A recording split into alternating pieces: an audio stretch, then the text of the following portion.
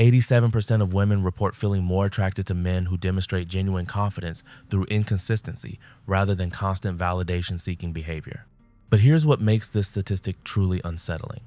What they describe as genuine confidence often mirrors the exact behavioral patterns that Machiavelli outlined 5 centuries ago as the foundation of authentic power.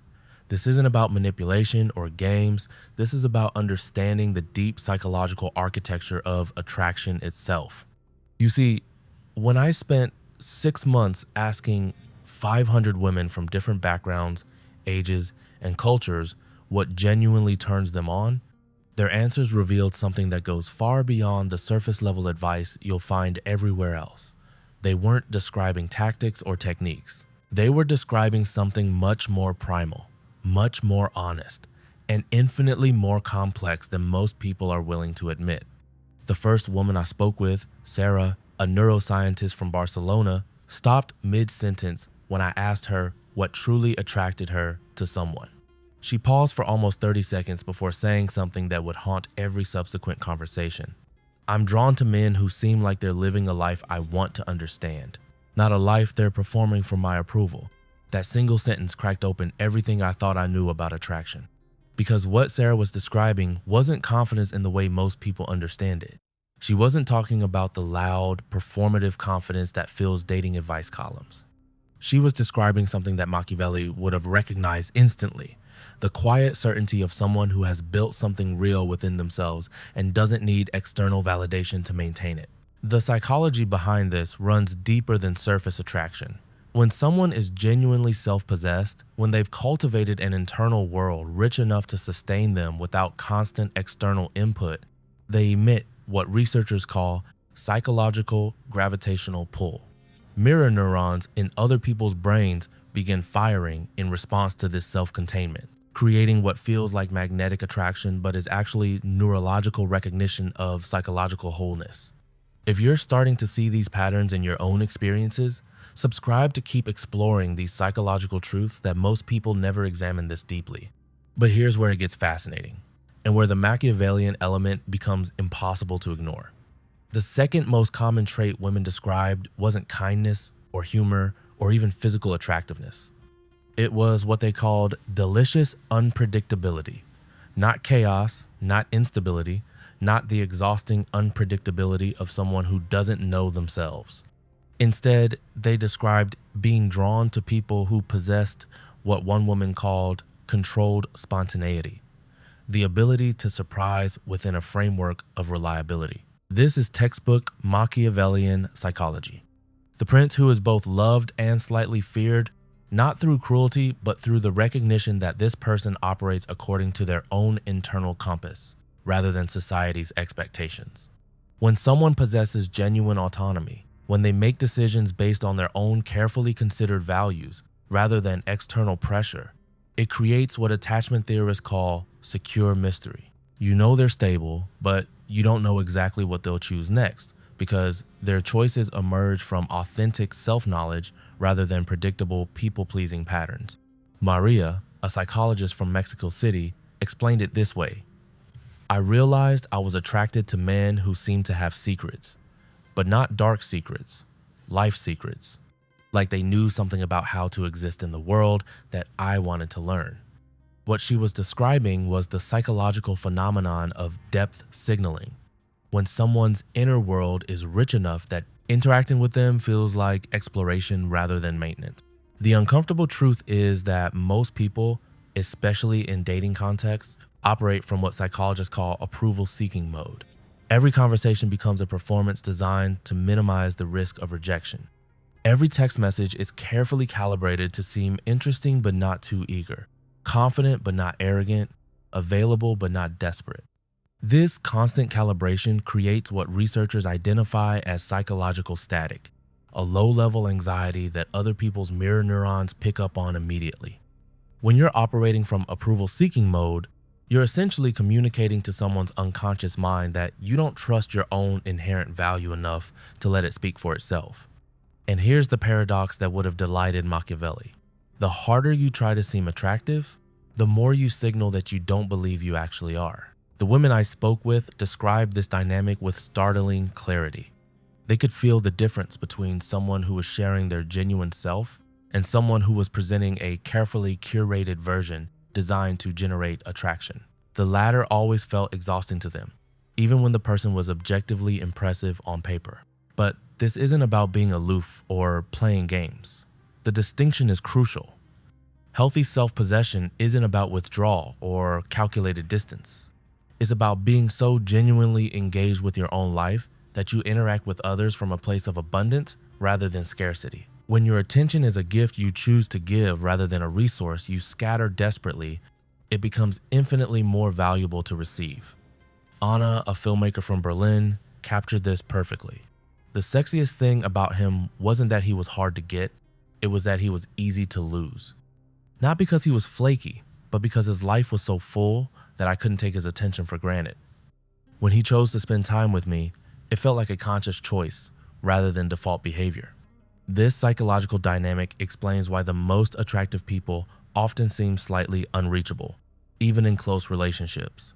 They've mastered what Cialdini calls scarcity of attention, not through manipulation, but through genuine investment in their own development, interests, and internal world. The neuroscience here is striking. When someone's prefrontal cortex is primarily focused on self-directed goals and interests rather than external validation seeking, their entire energetic signature changes. They move differently, speak differently, and interact differently. They're present without being needy, engaged without being clingy, interested without being hungry for approval. Tell me in the comments if you've ever experienced this shift in yourself, that moment when you stopped trying to be attractive and discovered something more powerful. What the most psychologically sophisticated women consistently described was being drawn to what they called internal weather. The sense that this person had emotional seasons, depths, complexities that wouldn't be immediately revealed or easily exhausted. Not drama, not instability, but genuine psychological terrain worth exploring. This connects directly to what Machiavelli understood about power dynamics in human relationships. True influence doesn't come from what you do to someone else. It comes from who you've become through your own choices, struggles, and growth. When you've genuinely wrestled with life and emerged more yourself rather than less, you develop what researchers call earned security, a kind of psychological gravitas that other people find magnetically compelling. The research on attachment theory supports this completely. People with secure attachment aren't attractive because they need nothing from others. They're attractive because their needs come from a place of choice rather than desperation. They can want someone without needing them, appreciate someone without requiring their approval, enjoy someone without losing themselves in the process. But here's the deeper layer that most people miss. The layer that makes this truly Machiavellian in the most sophisticated sense. The women I interviewed weren't just describing individual traits. They were describing a complete psychological orientation, a way of moving through the world that suggests someone has done the internal work of becoming a person worth being. Lisa, a surgeon from Toronto, said something that stopped me cold. I can tell within 5 minutes whether someone is trying to get something from me or share something with me. The ones who are sharing something always win my attention, even if what they're sharing is vulnerability or uncertainty. There's something about people who trust their own experience enough to offer it without apology that I find irresistible. This is the heart of genuine Machiavellian attraction, not manipulation or strategy, but the deep confidence that comes from having built a life you don't need to escape from. When your internal world is rich enough to sustain you, when you've cultivated interests and passions and perspectives that genuinely fascinate you, other people feel it immediately. The psychological mechanism here involves what researchers call autonomic resonance. When you're in the presence of someone who is genuinely self-possessed, your own nervous system begins to relax in ways you might not even consciously notice. There's no energetic drain, no sense of having to perform or maintain anything. You can simply exist in their presence without feeling evaluated or managed. This is why the most attractive people often seem like they're living in a slightly different reality than everyone else. They're operating from internal references rather than external ones. Their emotional state isn't contingent on other people's responses. Their sense of self isn't negotiable based on social feedback.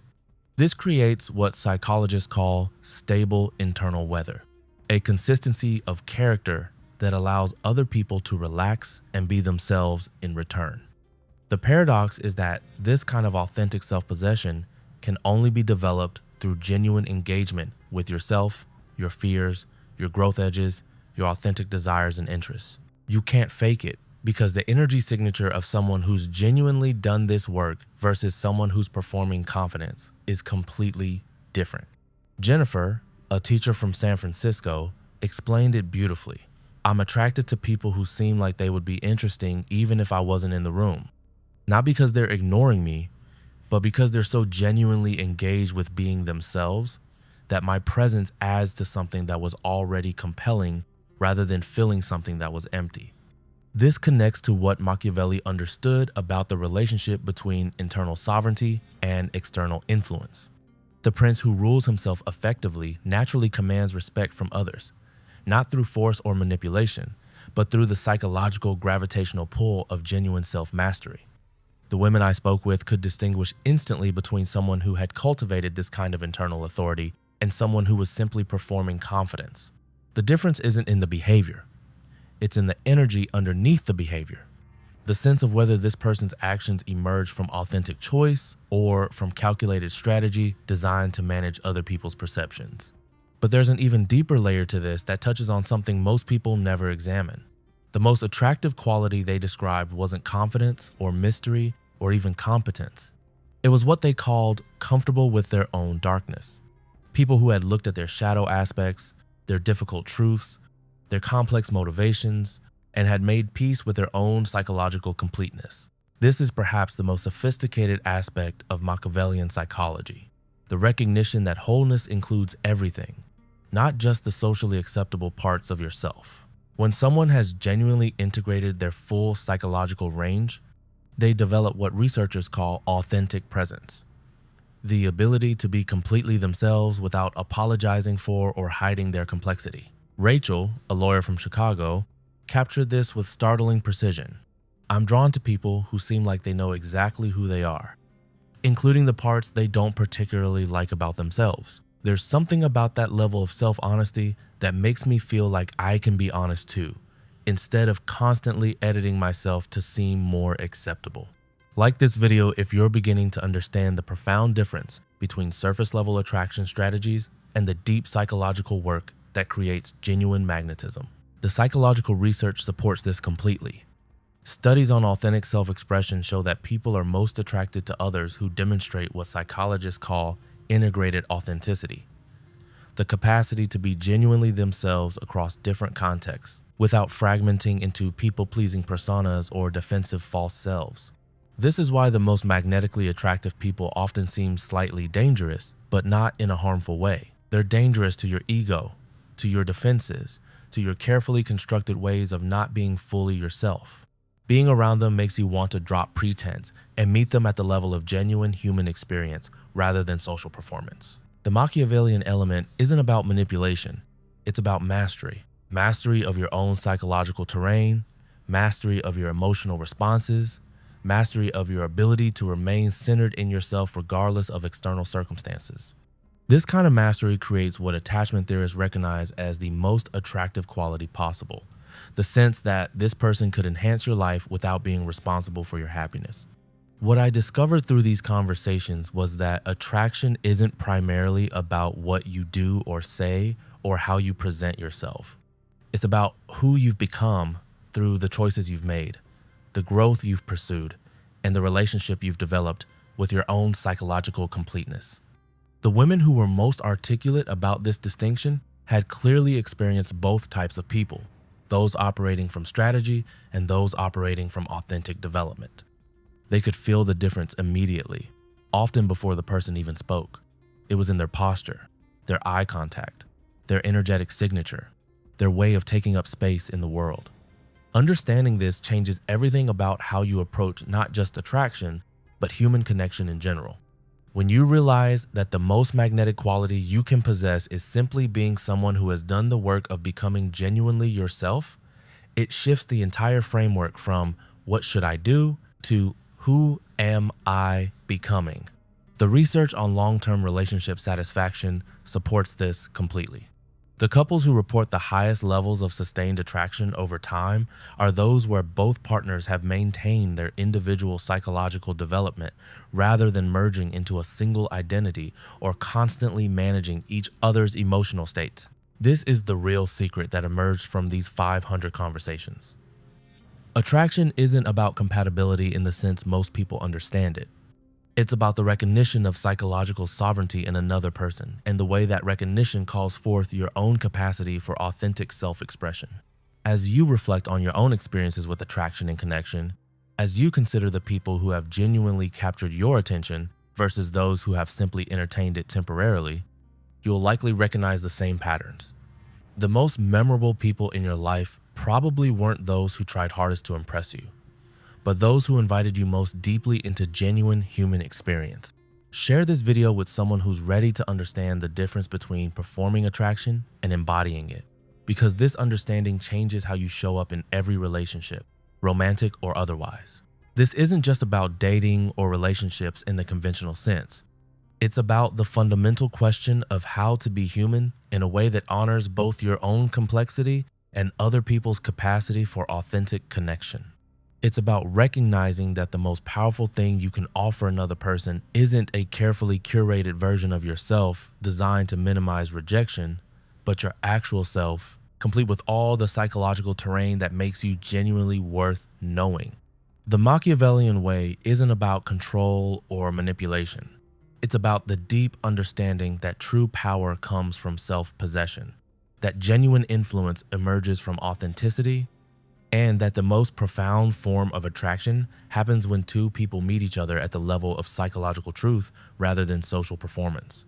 In a world full of people trying to be impressive, the most radical thing you can do is simply be real. And maybe that's exactly what those 500 women were trying to tell me all along.